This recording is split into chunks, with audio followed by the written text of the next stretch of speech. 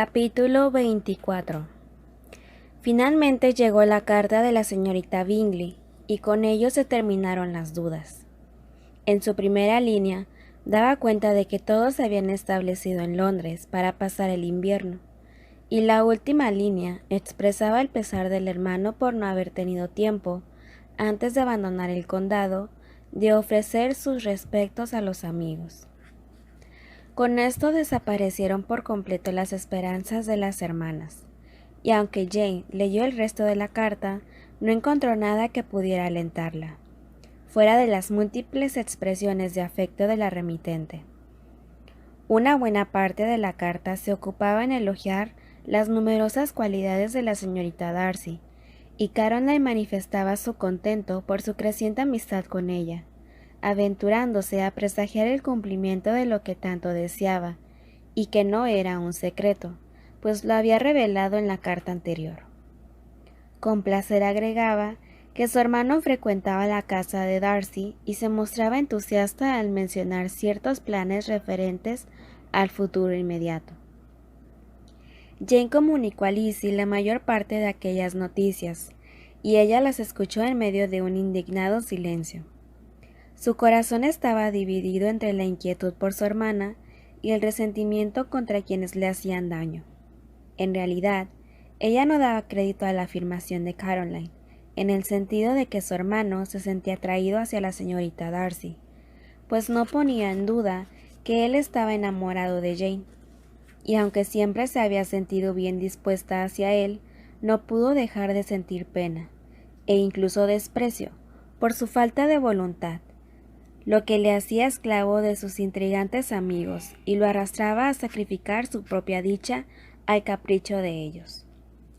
Pensaba que si la felicidad de él fuese lo único sacrificable, bien podría arriesgarla a su árbitro, pero no tenía derecho de jugar con la felicidad de su hermana. Finalmente, por mucho que se reflexionara sobre este asunto, todas las conclusiones que se pudieran lucubrar eran estériles.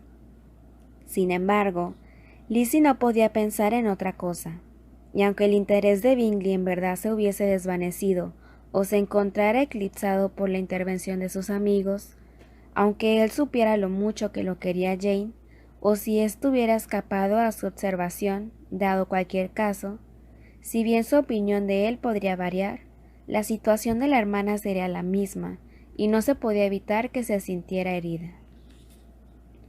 Pasaron un par de días antes de que Jane tuviera la disposición de revelar sus sentimientos a Lizzie, pero en una ocasión en que su madre las dejó solas, después de un exabrupto más intenso que de ordinario en contra del dueño de Netherfield, Jane no pudo evitar decir: «Ojalá que mamá pudiera dominarse un poco. Ella no se da cuenta de la pena que me causa con sus comentarios sobre el señor Bingley, pero yo no quiero seguir dominada por este sentimiento. Trataré de olvidarlo, y todo volverá a ser como antes». Lizzie no dijo nada, pero miraba a su hermana con una expresión de incredulidad. «¿Lo dudas?», preguntó Jane ligeramente ruborizada. «Pues tienes razón. Él seguirá vivo en mis recuerdos como el hombre más agradable que he conocido. Eso no lo puedo evitar, pero será todo. No tengo nada que esperar, que temer o que reprocharle. Gracias a Dios, no tengo la pena adicional de sentir rencor, así que me puedo permitir dejar que pase el tiempo y tratar de soportarlo lo mejor que pueda. Por lo menos tengo el consuelo de saber que no ha sido más que una ilusión y que con excepción de mí misma, nadie ha salido perjudicado». «Querida Jane», exclamó Lizzie, «eres demasiado buena. Tu dulzura y desinterés son angelicales. No sé qué decirte. A veces siento que no te valoro lo suficiente ni te quiero como mereces». Jane negó que tuviese algún mérito fuera de lo común, rechazando el elogio de su hermana, quien hablaba con toda sinceridad tanto por razonamiento como por afecto. «No está bien que no te valores a ti misma», replicó Lizzie. Tú debes ser respetada por todo mundo, y muchas veces no lo eres. Incluso te ofendes si hablo mal de alguien. Yo te tengo por perfecta, y tú te opones a mi valoración. pero te aseguro que no exagero al ponderar tu buena disposición hacia todos. Por mi parte, son pocos a quienes yo amé de veras, y menos de quienes yo piense bien. Cuanto más conozco al mundo, más me irrita, y todos los días confirmo mi irritación y mi creencia en la inconsistencia del carácter humano. A mí me inspiran poco respeto las apariencias de mérito o talento. Últimamente me he encontrado dos casos que confirman esa creencia. El primero de ellos prefiero no mencionarlo, y el segundo es la boda de Charlotte, que me parece intolerable desde cualquier punto de vista. Querida Lizzie, trata de no alentar esa clase de sentimientos, pues con esa carga no podrás ser feliz. Pareciera que no percibes las diferencias de situación y carácter. Pero deberías, por ejemplo, considerar la respetabilidad de Collins y el carácter firme y prudente de Charlotte. Recuerda que ella es parte de una familia numerosa, y si consideramos la escasez de la fortuna familiar, esta unión se puede ver como muy conveniente. Además, ¿por qué no pensar que Charlotte pudiera sentir cierta estima por nuestro primo? Si con ello te sientes bien, trataré de admitir algo de lo que dices, pero nadie puede salir beneficiado con creer esas cosas. Es más, si yo creyera que Charlotte siente algún interés por Collins, pensaría que es todavía menos inteligente de lo que ahora la considero, pues, querida, nadie puede negar que Collins es un hombre estúpido, ceremonioso y necio. Tú lo sabes tan bien como yo, y seguramente no puedes evitar pensar que la mujer que se case con él no está del todo en sus cabales. No es el caso de defender a esa mujer, aunque se llame Charlotte Lucas. No podemos, por consideración a una persona, cambiar el significado de los principios y de la integridad. Ni tú puedes convencerte o convencerme a mí de que el egoísmo es prudencia, y la insensibilidad ante el riesgo de fracaso pudiera ser garantía de felicidad. Los juzgas con demasiada dureza, replicó Jane, pero sea como fuere, yo espero que al verlos juntos y felices te des cuenta de que tal dulzura es inapropiada. Pero dejemos eso. Tú has mencionado dos casos, y no puedo menos que comprender cuál es el otro. Pero te suplico, Lizzie, que no me hagas sufrir al censurar a aquella persona, y diciendo que no tienes de ella tan buen concepto como antes. Creo que sería ligero pensar que nos ha ofendido a propósito. No podríamos pedirle a un joven alocado que sea siempre precavido y prudente. Es frecuente que nuestra propia vanidad nos engañe. La imaginación desbordada de nosotras, las mujeres, hace que concibamos demasiadas ilusiones respecto de los hombres. Y por supuesto, los hombres hacen lo que pueden para que así sea. Si lo hacen deliberadamente, no podría justificarse, pero yo no puedo creer que las personas sean tan malintencionadas como algunos piensan. Pues por mi parte estoy muy lejos de atribuir a premeditación la conducta de Bingley, dijo Lizzie. Pero sin querer obrar mal ni hacer infelices a otros, se cometen errores de conducta y se lastima a otros. La carencia de reflexión y escasa atención a los sentimientos ajenos, así como la falta de resolución causan mucha desgracia. ¿Tú lo atribuyes a alguna de esas cosas? Sí, en especial a la segunda que he mencionado. Pero si seguimos por ese camino, no me quedará más remedio que hablar mal de gente que tú quieres, así que más vale que me calle. Entonces, ¿persistes en tu idea de que sus hermanas influyen en él? Sí, tanto ellas como su amigo. Pues yo no puedo creer eso. ¿Por qué habrán de hacerlo?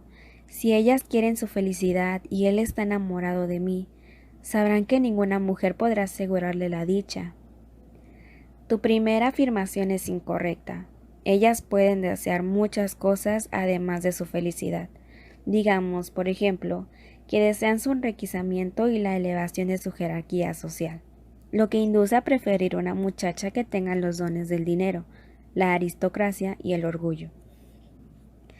Así que la elegida no podría ser otra que la señorita Darcy, repuso Jane. Pero es posible que sus motivos sean mejores que lo que tú supones. Ellas la conocen mucho antes que a mí. así que no hay que admirarse de que la quieran más. Pero sean los que fueren sus deseos, no es probable que estos se opongan abiertamente a los de su hermano.